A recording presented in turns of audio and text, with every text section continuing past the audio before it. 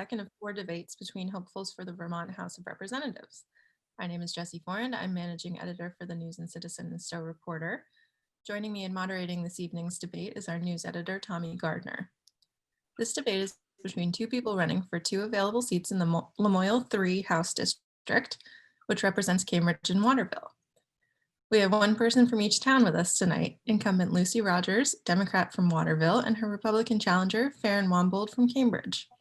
Tonight's debate is being live streamed on the News and Citizen Facebook page, and it is being recorded by Green Mountain Access Television, as well as our paper, for future viewing by anyone who misses it live.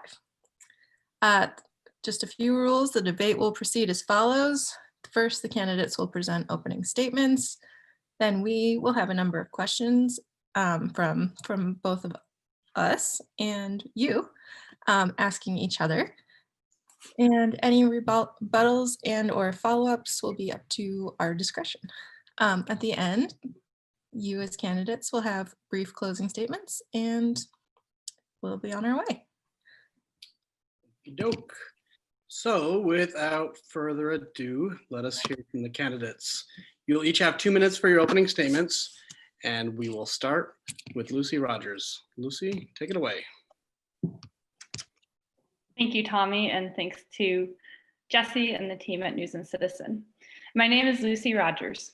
I'm a lifelong member of this community, and I have served as the state representative since 2018. In this role, I've made a point of seeking broad community input on important votes and communicating regularly and clearly about my work. I am committed to accessibility and transparency, not only because it informs me to represent this community more accurately, but also because it is fundamental to democracy. In addition to the conversations that inform my work, my views have been shaped by my public school background, both at Waterville Elementary and at Lamoille Union High School, and then at the University of Vermont, where I studied biology, math, and Chinese. I currently work at LSF Forest Products, a sawmill in Fletcher. Before that, I worked for small businesses in Vermont, the Rocky Mountains, and Alaska. This has shaped my commitment to ensuring that we're finding solutions to the challenges that rural areas face and to ensuring that we're writing policy with rural areas in mind. As a member of the House Healthcare Committee, I sponsored bills that have now become law to increase hospital price transparency and broaden access to contraception. I also worked on broadband internet expansion and Act 250 reform as a member of the Rural Economic Development Working Group in the legislature, and served as a member of the Department of Mental Health's 10-year vision think tank. I co-founded the Social Equity Caucus, which has taken the lead role on racial equity work in the legislature. It has been challenging, rewarding, and an immense honor to serve this community through the day-to-day operations of government, as well as the additional needs that have been created by the COVID-19 pandemic. If reelected, I look forward to building on this experience and continuing to serve my home community in this capacity. Thank you, Lucy. Ferron, 2 minutes for your opening statement. Thank you, Tommy, Jessie, and News and Citizen team for setting this up with you for us tonight. And thank you, Lucy, for joining in as well. I am Ferron. I'm from Nebraska originally, where I was born and raised. I obtained a bachelor's degree of criminal justice and Spanish from Wayne State College. They're in a public college in Wayne, Nebraska. While obtaining my master's degree, I worked in law enforcement for a city in the state of Nebraska.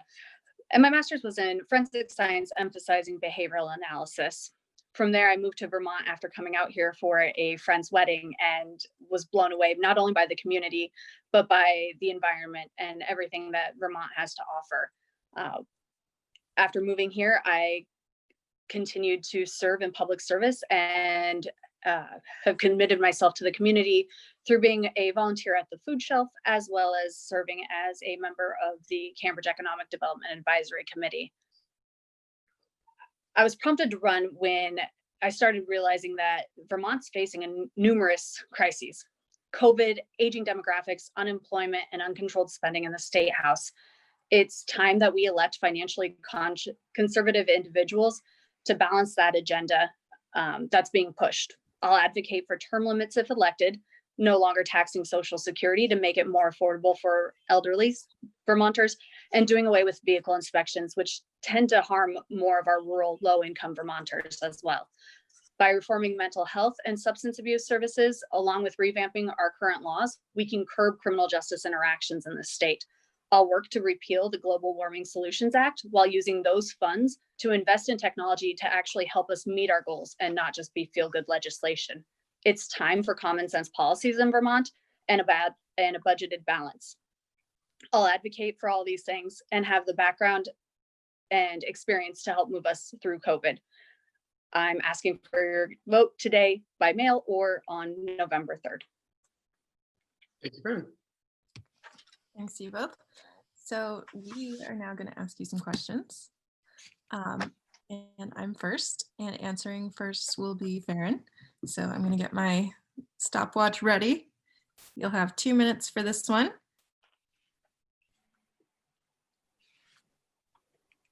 I'll reset so I didn't just cost you 5 seconds. And here's your question.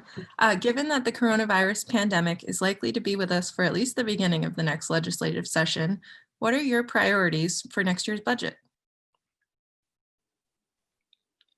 So my priorities going forward are to ensure the health and safety of our citizens through budgeting for schools, for PPE, and ensuring that our elderly folks are able to receive assistance via Meals on Wheels or through additional funds for like Cambridge Cares, ways to make it so that way we can keep our citizens safe. Additionally, I'll focus on putting money into our economy.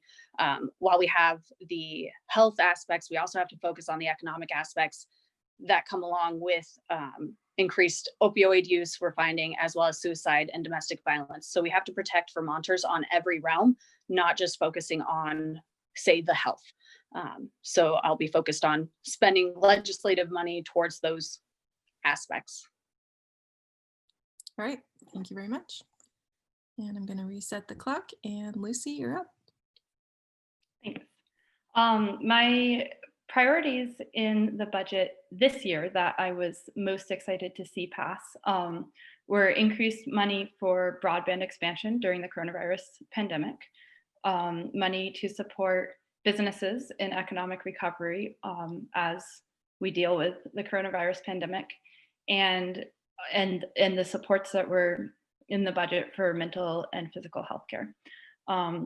Going forward, these will continue to be my priorities, and I expect that the coming budget year will be more challenging than the current budget year, given both the potential for less federal support, as well as some additional budget pressures that will show up a year delayed based on the current economic downturn. I think the best position that the best piece of the position we're in is our strong reserves that we have as a state. And so I hope that we'll be able to use them to think not only about making a balanced budget for this coming budget year, but ensuring that we'll have reserves to last throughout the duration of the economic recession that we will face as a result of the pandemic. All right, thank you. All right. In a similar vein, we'll stick with that. And there's long been a shortfall, a gap in the state budget going into the legislative session, and who knows what it's going to be starting this next session. With the pending shortfall in mind, how should the legislature go about funding important social services for those most in need when it comes January? And we'll start with Lucy Rogers, 2 minutes. Sure, thank you. This is a question that has been on my mind pretty constantly for the last 5 or 6 months. So I appreciate the question, and it's a good one.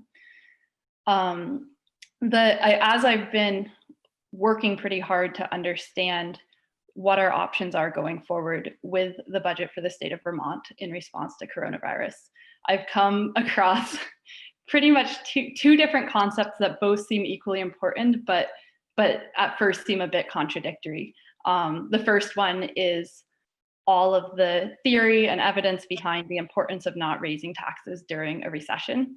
And the second one is the importance of not cutting services during a recession. And the more you dig into either one of these, the more difficult it seems to reconcile the two.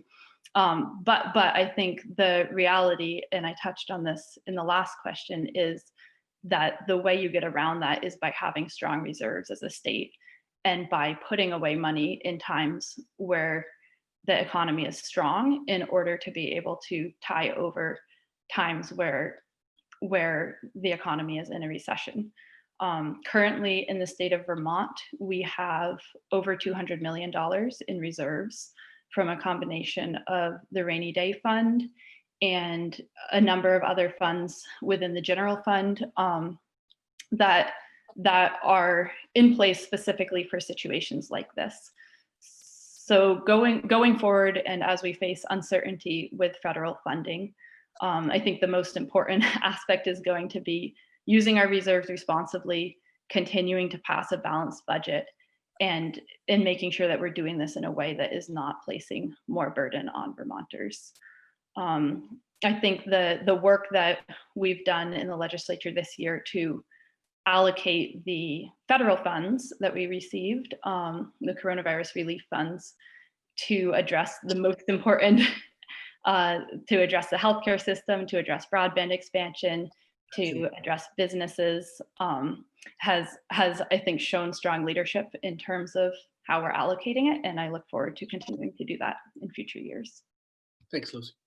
Quick question, Tommy, are you giving us a warning or are you giving us? I will. I thought I saw like a natural denouement there. So, but I will give you, if you want 20-second warnings, I can give that to each of you if you like. So I'm happy to do it. A two-person debate is eminently more manageable than a four-person debate. So we won't be overly harsh. We'll give every one of you, both of you, 20-second warnings when you're getting one. Thanks for asking, Lucy. Ferron, Wambold, same question to you. Do you need it again? No, I don't. Thank you.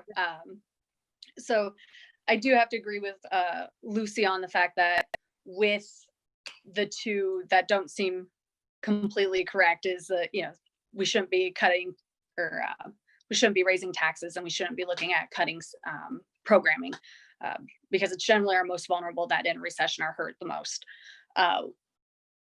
We do have the reserves, but we shouldn't be focusing on utilizing them. We have no idea how long COVID and the economic recession that come with this are going to last. Things that we can easily do within the state are to look at cutting government spending in some areas that we may already be having a surplus. I believe the state passed an interdepartmental budget request where funds can be moved from agency to agency within the state this past year. But there's other things such as freezing wage increases. Currently our state employees, we have about 146 per 10,000 Vermonters, which is way above the national average, which is about 86. So when we look at that funding, that is money that we could save going forward without really harming people too much further. Other things we can do is freezing the legislation, that the pay increase for legislators. We shouldn't be doing that in the time of economic issues. Other things we can look at doing are trying to build better partnerships instead of looking at cutting the funding for certain programs. A lot of our service organizations are actually doing a lot of the same things. And if we can figure out a way to streamline some of those aspects, we'll be able to actually save money on the budget for those grants towards those nonprofit organizations. Thank you, Ferron. So now we are going to give you each the opportunity to ask one of your opponents a question, and I bet I can guess who you're each going to ask. So I would say pick your opponent, but you can't ask yourself a question. So you know who you're going to talk to. You've got 90 seconds to answer the question that you are asked. And we're going to start with Ferron for this one. So you ask Lucy a question. Lucy, I will give you 90 seconds and then we'll flip. Perfect. So Lucy, you voted to approve the Global Warming Solutions Act. You voted in favor of it, which is a costly bill, while voting against the Donahue Amendment, which would have provided some legislative oversight for Vermonters. Can you explain why you voted against the oversight, which could have saved Vermonters money down the road when we do know that the budget is in peril? Thanks for the question. The Global Warming Solutions Act is a bill that does a number of things. And the most important aspect of the Global Warming Solutions Act is that it commits Vermont to contributing to the Paris Agreement emissions reduction standards that the United States signed up for in 2016, but pulled out of in 2017. And since that time, a bipartisan group of 25 states has come together to commit on the state level to continuing to reach the emission reduction targets of the Paris Agreement. On a state level, the state of Vermont itself can do little to change the course of climate change by emissions reductions here in this state. And so pretty much the only tool we have to address the issues of climate change is to use our political power as a state to join with other states and to stay with the Paris Agreement, given that the United States as a whole is the world's second largest contributor to greenhouse gas emissions. So when I looked at the Global Warming Solutions Act as a whole, I did not agree with every aspect of the bill. I did agree with the need for our state to do our part in a country that's one of the largest contributors to climate change and global warming in the world. And for me, taking the bill in totality and weighing all of those pieces pointed to supporting the override of the governor's veto. That is a minute and a half, so let's flip. So Lucy, you'll ask your question and then I'll put 90 seconds back on the clock. Thanks. Ferron, my question is, during this pandemic, we've seen unemployment skyrocket. And as we know, healthcare and health insurance is quite tied to employment during our current system, in our current system. And my question is, if elected, how would you help people in this community facing this situation? And what changes, if any, should be made to the healthcare system in light of the situation we're currently in? Great question. Healthcare is imperative. We do need to make sure that folks are staying healthy and safe, of course, at all times. I would advocate for ensuring telemedicine as being a much more reasonable option and a much less costly option for our citizens. If you're not going into the office, you're not being seen. It to me is one of those things where we can probably cut costs.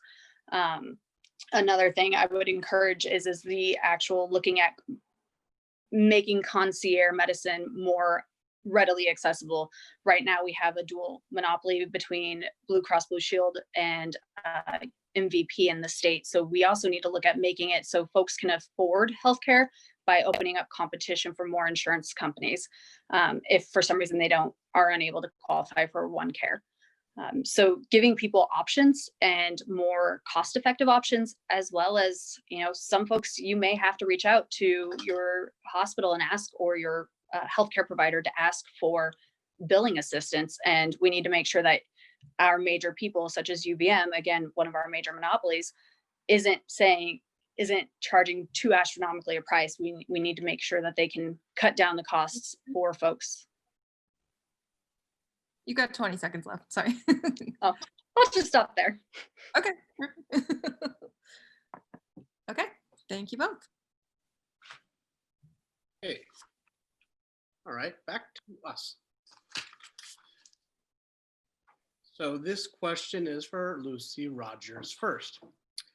Lucy, what do you propose to do to ensure that small Vermont farms are able to participate in legalized marijuana farming, so that it's not all these large agriculture companies from out of state and corporations that are going to rush in as soon as and if the infrastructure is available for Vermont to pursue more organized farming of marijuana? Also a great question. Thank you for that question. The discussion surrounding cannabis tax and regulate has taken a number of turns during the 2 years that I've been in the legislature. And to me, one of the most important pieces of the tax and regulate legislation is the way that we handle advertising. I had supported a complete ban on advertising, and what the ultimate bill as it passed was not a complete ban on advertising, but has pretty extreme restrictions on where and how there can be advertising for cannabis. And this is important not only for health and safety, but it also does impact the market to not have as many options for advertising from larger companies. Another aspect is the permitting structure and the way that we permit based on size of operation. And beyond that, I think that the most important pieces here are ensuring that we are giving people access to a cannabis market, which allows them to buy products that they are clear about what they're buying and what doses they're consuming, while also limiting putting some of the money back into substance abuse prevention, and then limiting the advertising piece, as I said at the beginning. Okay, thank you. Ferron, Wambold. Same question. All right. So what I would do to ensure that our Vermont farmers were able to have more stake in the game as far as cannabis, if I remember the question correctly, I think we need to currently right now make sure that our farmers are staying in business as it is. When we lose farmers and we lose that farmland, we're opening it up for other folks who are paying attention to Vermont for our cannabis. The folks who are in the cannabis market are already paying attention. They're going to come in and farm if we start losing and we have the ground available. Along with Lucy's thought processes is our permitting needs to be on par to make it so it's a little bit more affordable for local Vermonters instead of our big major corporations. Another thing though is that we currently have some pretty great grants in place to assist startup farmers. And those are generally our smaller scale farmers. So what we also need to look at on those grants is setting up a contingency plan for 5 to 10 years down the road. So that way we're putting farmers into business or assisting them getting into business, but then assisting and keeping them alive, if you will, going forward when the system and may become flush, or we may have too many or too much in the product in the out for sale. We can also look at other things such as figuring out training for processors. I know with hemp, we have faced the issue of processing, and we ended up killing off a lot of our hemp plants because there weren't enough processors in the state. So ensuring that we also not only help out the farmer, but then look at how we keep that and get the accurate testing to ensure the accurate dosages are being provided and sold. Great, thank you, Ferron. My turn. Okay. We're going to start with Ferron this time. And my question is, what is your position on the police use of force bill? And please explain. So this is a 2-minute question, and go ahead. So the most recent version, the S119, really hasn't changed a lot other than the fact that it keeps and put into place the banning of chokeholds. Now, for a law enforcement officer to get to that point, there's something gone seriously wrong, especially in this state, as the state does a very good job of teaching and training law enforcement officers not to use chokeholds as is. They're not taught, but then also in de-escalation methods. So what that bill has pretty much done, if you read into it, it says based off of a reasonable law enforcement officer. So that's still the perceptions that we're fighting nationwide, instead of looking at what citizens see as appropriate use of force. But other than that, it really hasn't changed the way law enforcement officers do anything. It made it fall in line. It seems like it's one of those knee-jerk reactions to try and make sure that it looks like something was being done, when in reality it should have held off, and in the coming years should continue to be revamped to include input from our social justice groups, law enforcement officers, among others. Okay, thank you. And Lucy, same question. Thanks. I supported this bill. As a founding member of the Legislature's Social Equity Caucus, I was part of the group of legislators that actually worked on the outreach piece of this bill, and we had extensive outreach. We had well over 1,000 responses to a survey that we put out both to law enforcement groups and to racial justice organizations. We held 3 public hearings jointly between the 2 committees involved and the Social Equity Caucus. And then we asked legislators to be in touch with their constituents to ensure that we were getting as much feedback on the bill as possible. The ban of chokeholds was one of a number of aspects in this bill. And if chokeholds are not taught and de-escalation techniques are taught in the first place, then it shouldn't be a huge change to ban chokeholds. But the other aspects of this bill that I think were much more important were we are following up on race data collection that law enforcement agencies must do. And this is legislation that we've worked on in the past, but that we're following up to ensure that every single law enforcement agency in Vermont is complying with race data collection, and also that this data becomes public. We also made it a gross misconduct for an officer who is observing excessive use of force within another officer to either fail to intervene or fail to report. And what we heard through extensive testimony was that this is a really important aspect of starting to shift a culture to ensure that officers are holding each other accountable. And then finally, we kind of closed the loop on funding for body cameras for officers, which is another piece that the legislature has been working with officers in Vermont on for a while, but kind of needed to finish and ensure that that funding would be there. So this, I guess, just to summarize, this bill is not the end of the work that needs to happen, and it's also not the beginning. It's a continuation of a number of initiatives that have been ongoing, but there was extensive outreach and testimony taken over. We were under a lot of pressure to pass a bill in June, and the House, and specifically the Social Equity Caucus, essentially put a stop to that and said, we're not passing it in June. We're taking the summer to make sure that we're doing the right process and reaching out to as many groups as possible throughout the state, and we'll pass the bill in September when we're ready.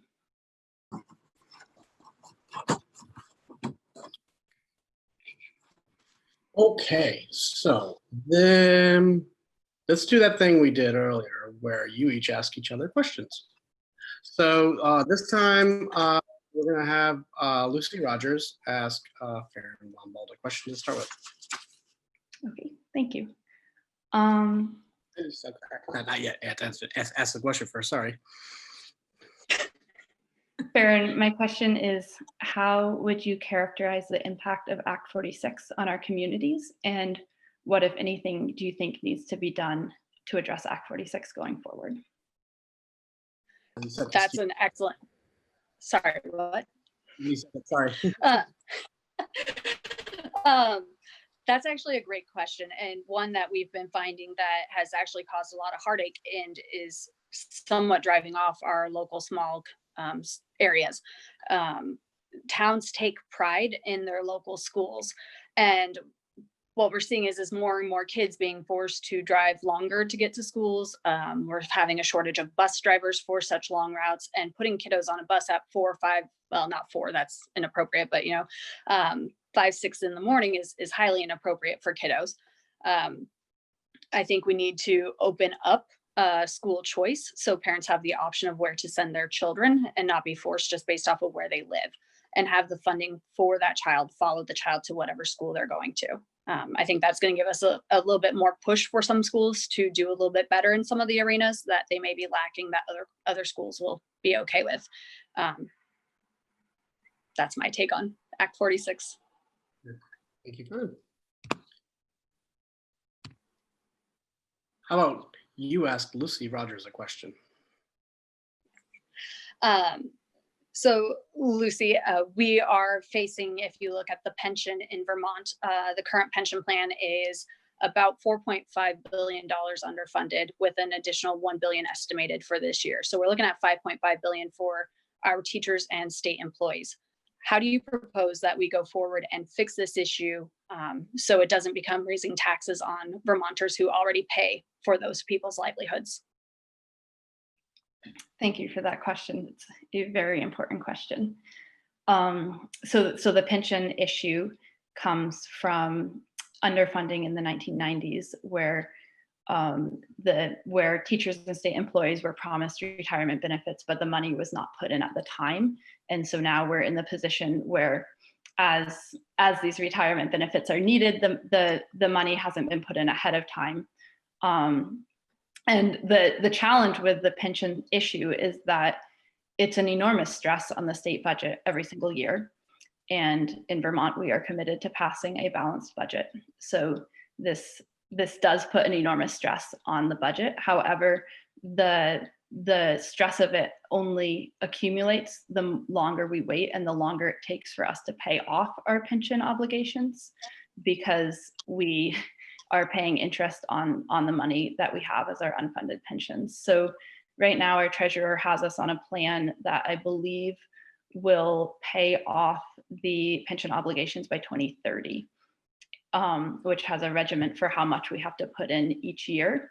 And the commitment to stay on that track is extremely important to, even though it is a burden now, it's important to ensure that we don't end up actually paying more money in the long run by putting it off.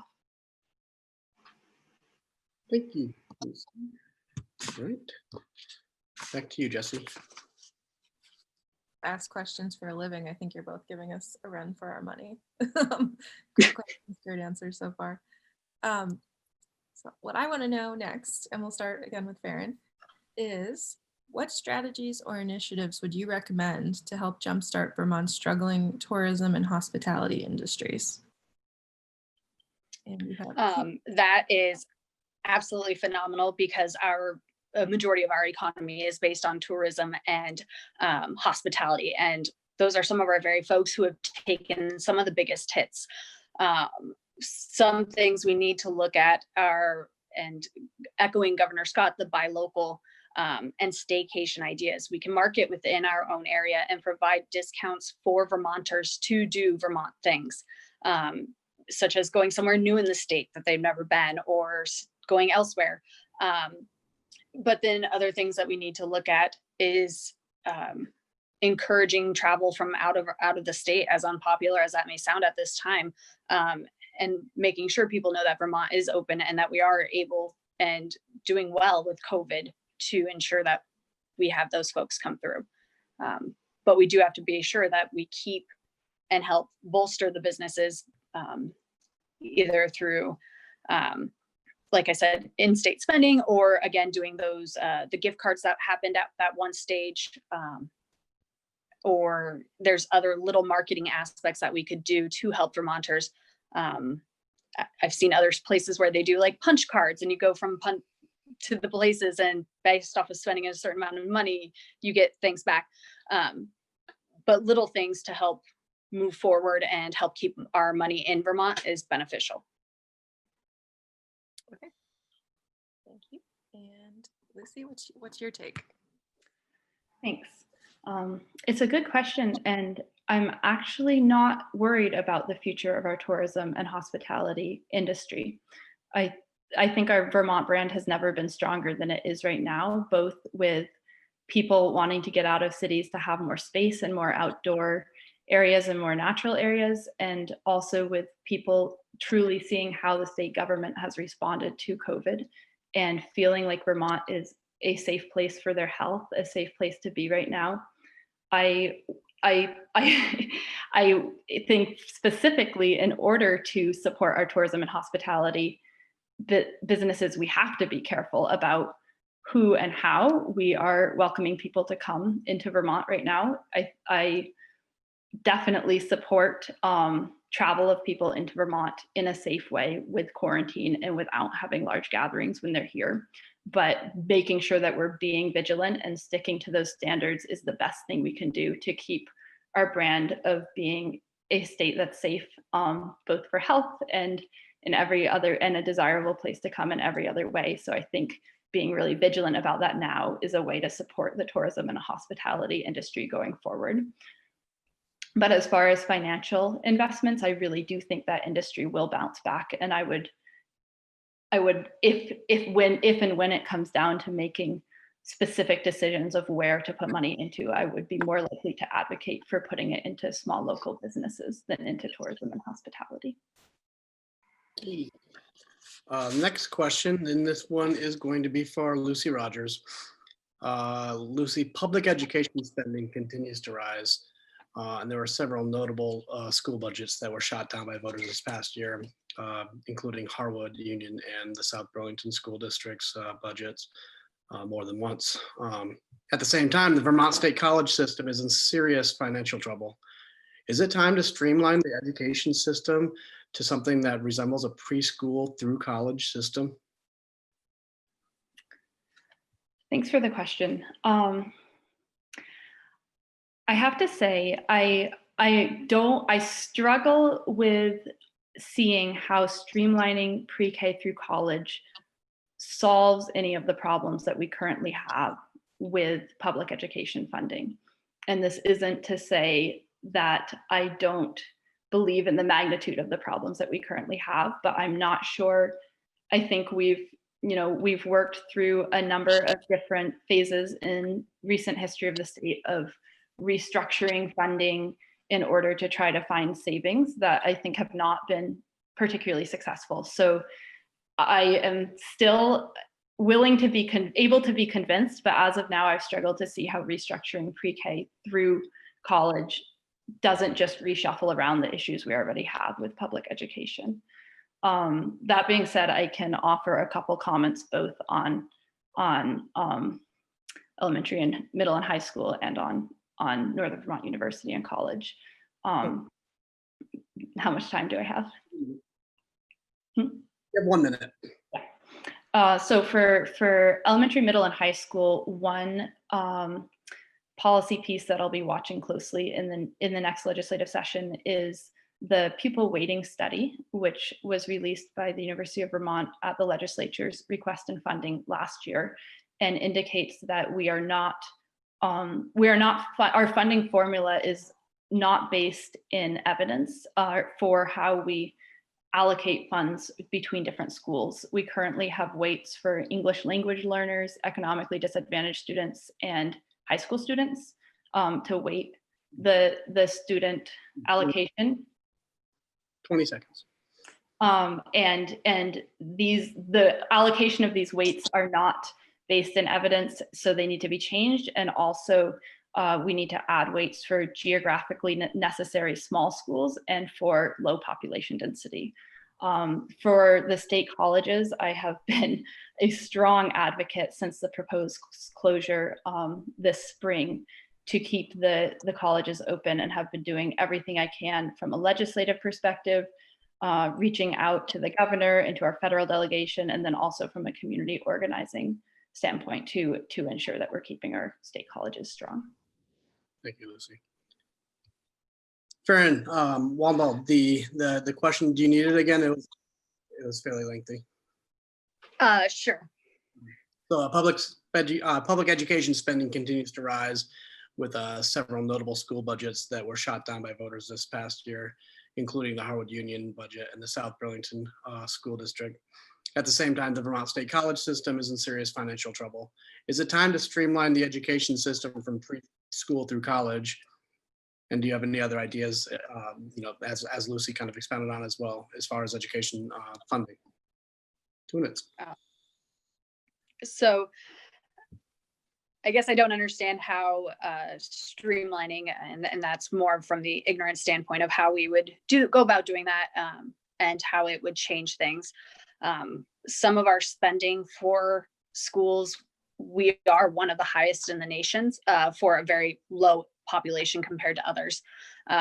So we need to figure out why that is and readdress it.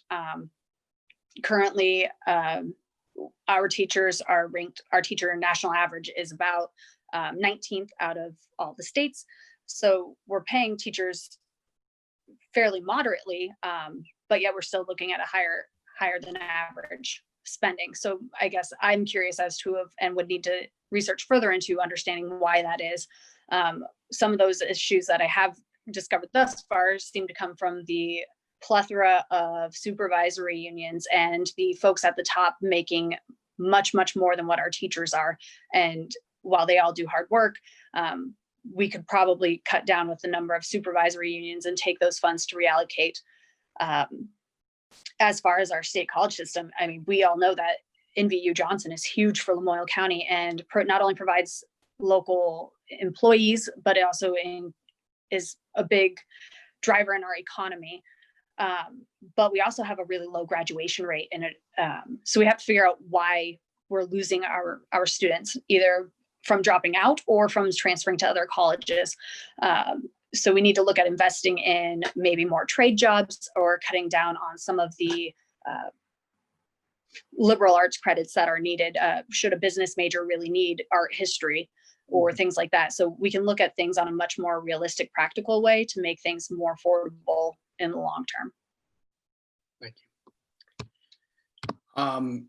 Jesse, I know that it's supposed to be your turn, but we still have a little bit of time left, and the previous debate, a question on the table. So before we go into a round of you two asking each other questions, if there's no objection, I'd like to call an audible and ask a question of you two that I wasn't able to ask the last round of candidates.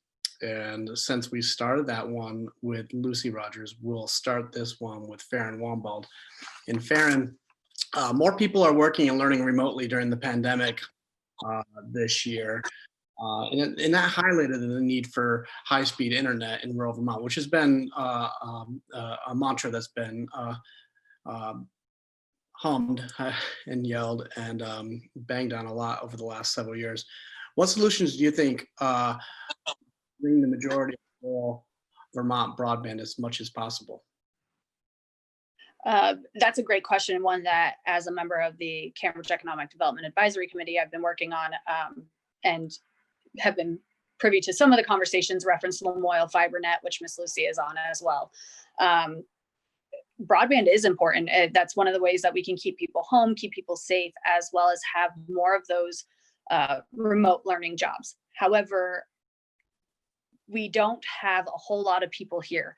We do need to open up to make it a little bit more feasible and add some more competition into internet-based providers and internet service providers. Right now, is it economically feasible? And businesses are asking this, is it economically feasible to roll out all the way out a mile long road for maybe 2 customers who may or may not use them because of how expensive it is? And looking at those public-private partnerships is important.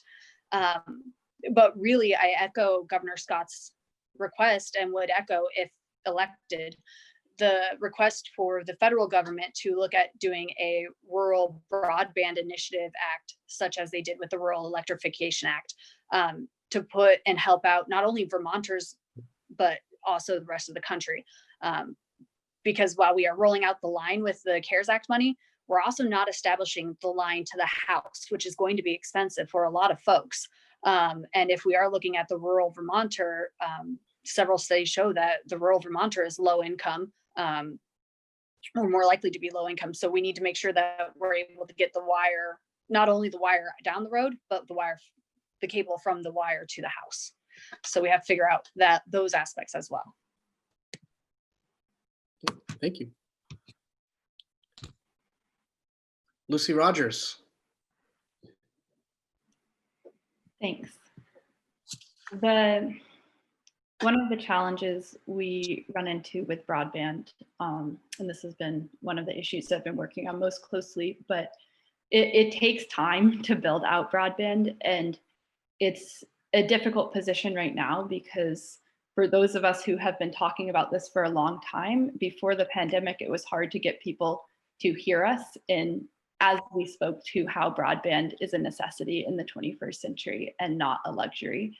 And now with COVID, people are more widely agreeing and understanding and recognizing the urgency of this issue. And yet it takes time to build out a network. And so now there isn't a possibility of having everybody connected immediately. That said, I've been working in the legislature on the Communication Union District model, which is a way to allow towns to come together and form a district that can work on providing, having some local control and providing broadband internet service in whatever model makes the most sense. But the model that has been successful is locally owning fiber optic infrastructure and contracting with a private provider to actually provide the internet service over the locally owned infrastructure. So I worked to get a bill passed in May that enabled the formation of communication union districts during COVID with the public health challenges we have. And we formed the Lamoille FiberNet Communication Union District in July. And I think the mission of this district pretty much summarizes what I see as the highest priorities for broadband build out in the county going forward, which is locally controlled, affordable, high-speed internet, and locally controlled, affordable, reliable, high-speed internet. And I think those are the qualities that we're should be looking at the most as we go forward.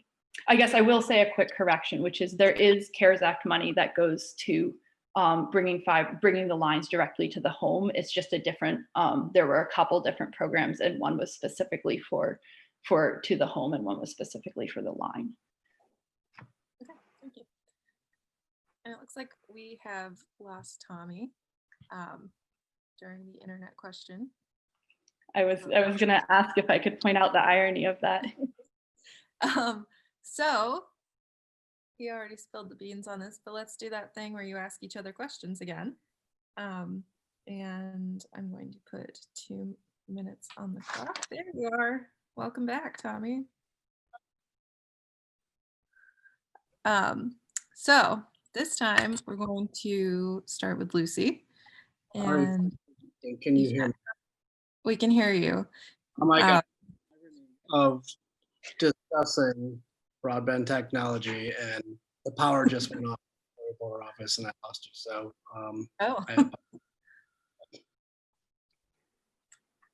all right. Well, this is a resilient debate. We're going to keep going. So go ahead with your question, and then we will switch. Thanks. I have a question that kind of takes a little bit of a break away from the specifically the policy side of things, but I'm curious, as we've been dealing in our community with the effects of COVID-19, what you would see as the most important direct services to provide to constituents in the community during the COVID-19 pandemic. I think that is a phenomenal question, and one that I have been very active in. I think that ensuring that our constituents have the needed resources. Our food shelf has been doing an amazing job volunteering there. We're able to provide food resources to families, and at one point in time, we're looking at giving out a month's worth to try and keep folks from having to go outside. So ensuring that people have access to food, giving that money, by ensuring you have that access, Maslow's hierarchy of needs, we're taking away some of the stressors. And then we can look at them being able to use their funds for other aspects that are just as important. Another one that I think is highly imperative is going to be our transportation healthcare. I know that the Cambridge Family Practice Associates, it located there in Cambridge, they've been doing phone calls, telemedicine, and as well as then having people come into the office as well. So ensuring that our folks have access to food and quality care are some of the biggest things that we can do on the local basis to ensure that they're healthy and safe going forward. Okay. And now we flip. So Lucy, taking a look at your voting record, when in comparison with the other Democrats, you're voting in line about 95% of the time. And there's been times where you voted out of line, but then changed your mind to vote in line with party politics without there being changes to bills. Do you think that you're actually representing the people that you were voted to represent, or do you think you're falling prey to party politics and party leadership? Thanks. I think the piece that's really important to recognize is the vast majority of votes that we take in Montpelier are unanimous. They aren't party votes. So voting with the majority leader 90% of the time, I haven't done the math out myself, but I would wonder what percentage of the time I've also voted with the Republican leader. In that, as I said, it's very flashy to look at a few bills that are more party bills, but the absolute vast majority of the bills that we vote on in Montpelier are not partisan at all.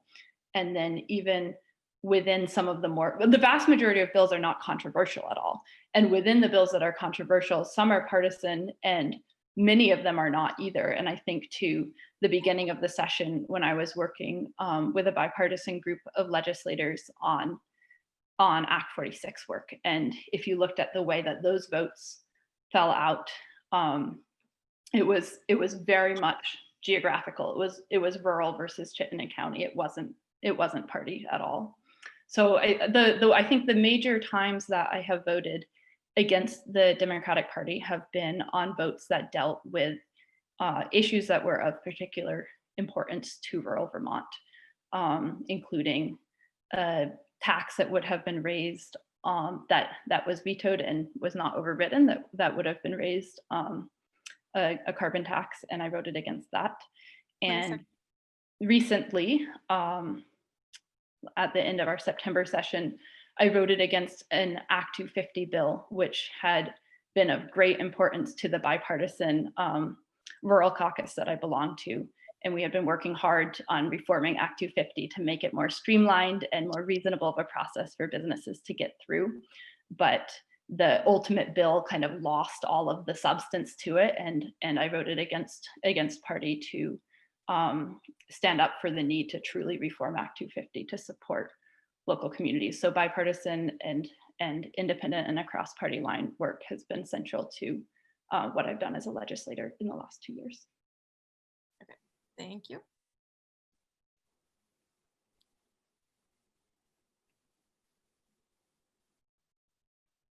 Okay, well, that was it for questions from us and for questions from you to the other.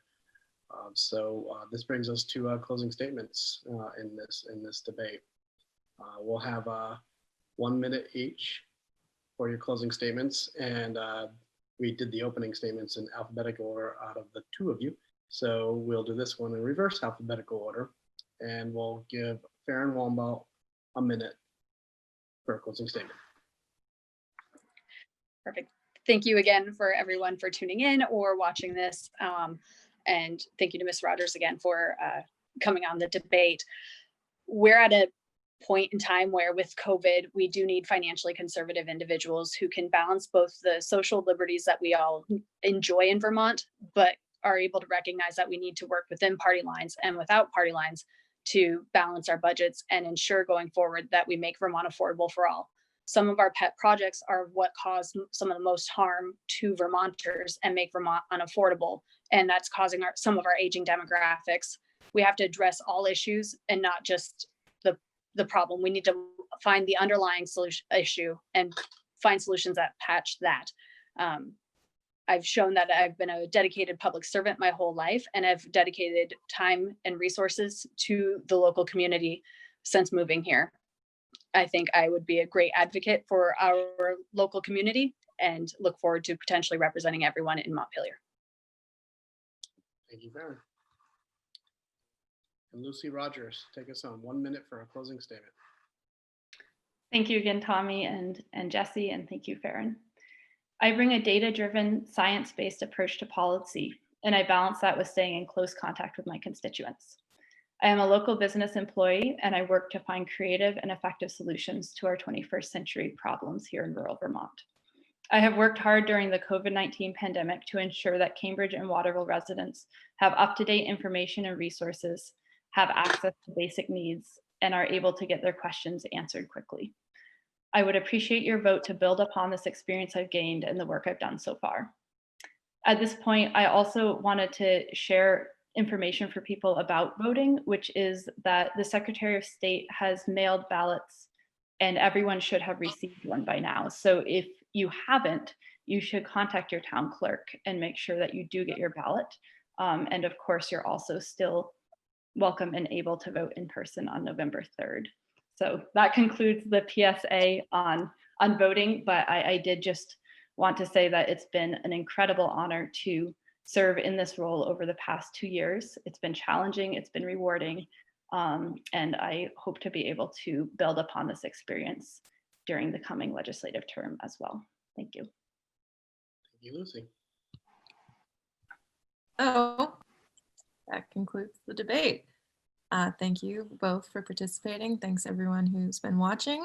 And we will be back tomorrow with different candidates and different questions. Tune back in.